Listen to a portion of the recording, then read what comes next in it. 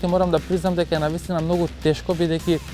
ние сме првите кои што сме отишле на таков шампионат и нема од кого да побараме некој совет, некој инфо, некоја дата за сите тие стази, како да се сетапира моторот, како да биде подготвен моторот, така да на нас не е многу потешко во однос на моите конкуренти. Здраво, јас сум Христијан Бузалковски, имам 23 години, доаѓам од Скопје и сум професионален моторциклист кој што се натпреварува на Алпа Адрија, европскиот интернационален шампионат во брзински моторциклизам.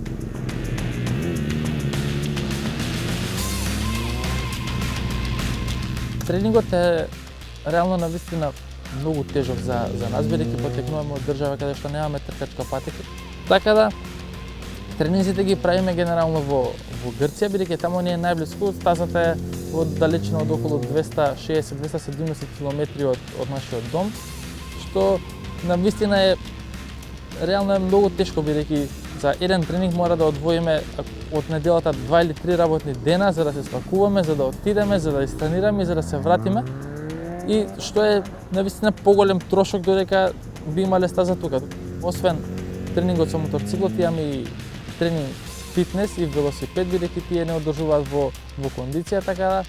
навистина е тешко, но меѓутоа мора се сноќаме, бидејќи кога го сакаме многу тоа, ништо не спречува да го правиме.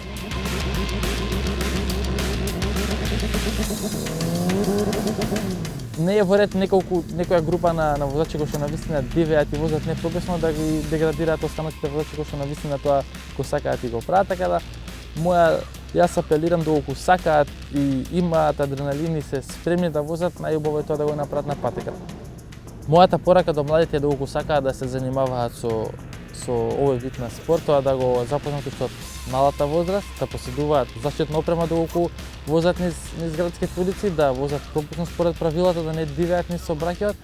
а до институциите мојата порака е доколку се во можност да се надевам дека се во можност да се изгради тркачка патека што е можно побрзо во нашата држава, бидејќи